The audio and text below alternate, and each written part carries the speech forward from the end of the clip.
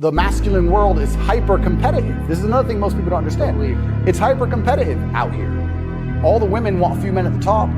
The Ferrari, you don't want a Ferrari to drive fast. You want a Ferrari because other men want a Ferrari and can't have one. It's hyper competitive. So if you're competing against every other man for every dollar you make, every girl you see, the house you live in, the car you drive, the life you live, you're not going to be able to compete with the person who performs regardless of how they feel if you only compete when you feel like competing. Right? Because there's men like me out there who will be sad every day and outcompete you regardless. I don't care how I feel, I will still win. And that's the kind of mindset you need to adopt.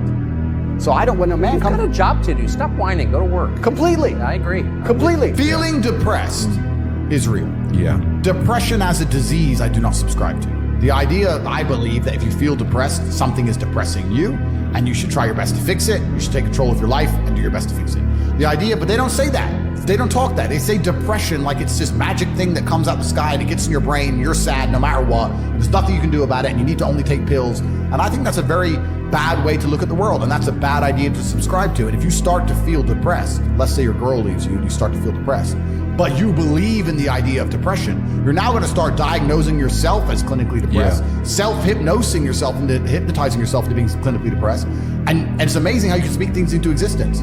I cannot become depressed because I don't believe in it. Who came from a worse scenario at the start? Who had a worse background? Me. Who's now more successful? Me.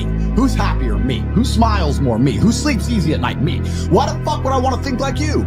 If thinking this way makes me a bad person, but I get fucking fantastic results from my entire life, and everybody close to me gets fantastic results from knowing me, and everybody close to me absolutely adores me, why would I want to adopt your thinking and be a sad fucking sack of shit sitting on the internet trying to cancel people like a dork? I don't want to be my enemies. There's not a single enemy I have that I'm remotely envious of in any regard. Every single one of them has a shit life and a shit existence. I already won. God's already punished them. God's already rewarded me. I know these things. I'm the luckiest man on the planet.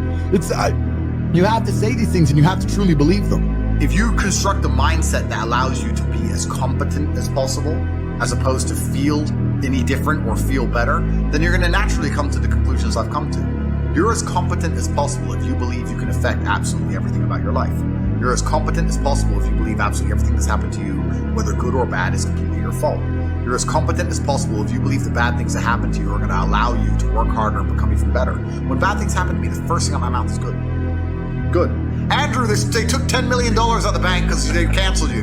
Good. Good. That's just my response. Good.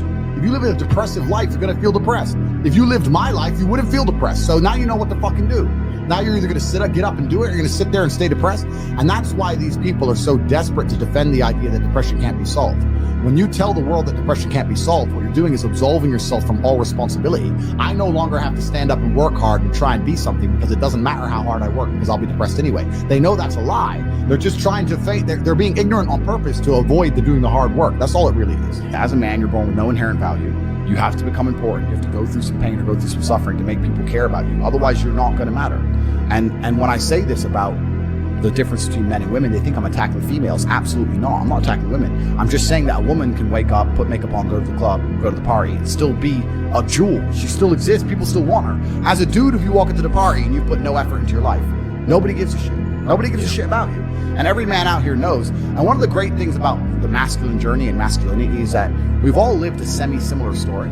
It's kind of cool. Like, we've all been the teenager, gets heartbroken. We've all been unimportant. We've all worked hard and then started to get some clout. And then we've all kind of lived the same kind of journey. So I say to everybody out there, yeah, if you don't follow that path and follow that journey and in one way or another get to the top, whether it's fighting, whether it's comedy, whether it's musician, whatever it is, if you're just going to stay somewhere near the bottom and then at the age of 44, email me saying I'm depressed, well, of course you're depressed. You're a fucking loser. Yeah. But that was your choice because you have to build yourself as a man. And if you decide not to build yourself, then your life's going to suck. Smart work or intelligent work is something that most people use to hide and disguise their laziness. And I'll tell you why.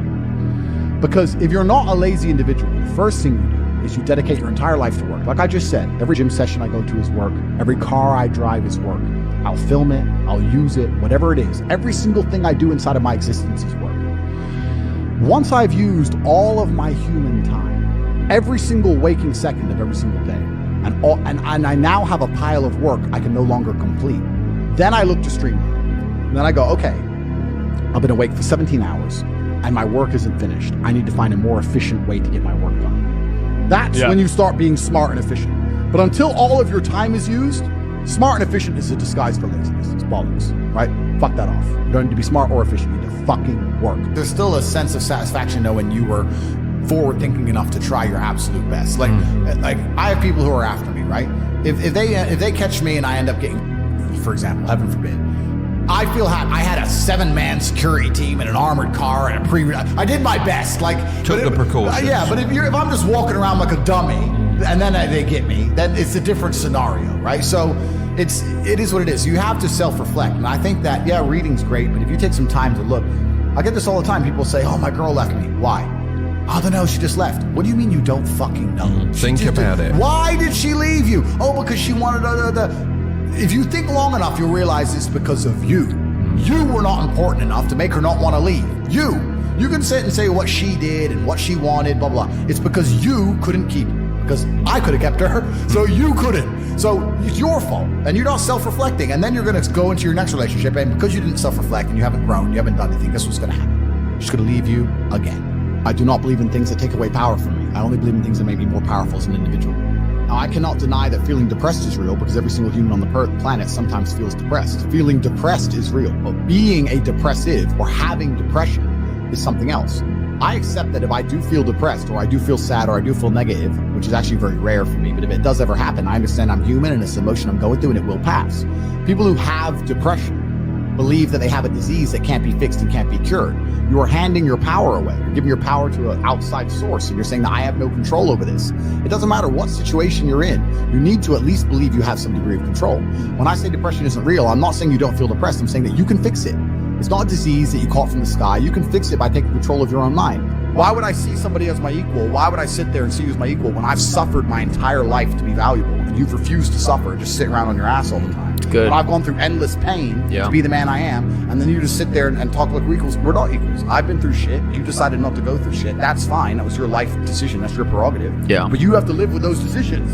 You can't complain now that I get to be top G and you don't. That was your choice.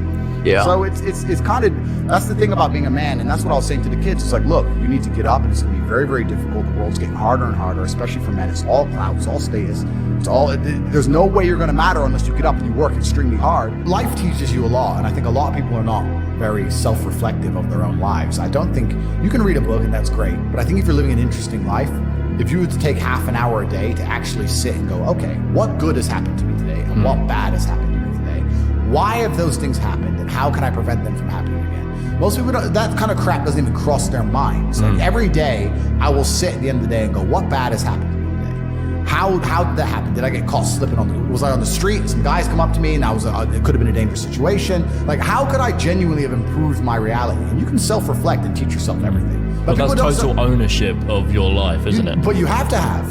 But a lot of people don't. You have to have ownership of everything good that's ever happened to you and everything bad that's ever happened to you. I have complete ownership for the fact I was canceled. I don't sit there and go, oh, they're lying about me. Yes, they're lying, but I still own it completely. They're lying about me and they're talking shit, but I own it, and I took responsibility for it, and I sat there and I took absolute accountability, and I thought, okay, how can I turn this in my favor? And I beat them.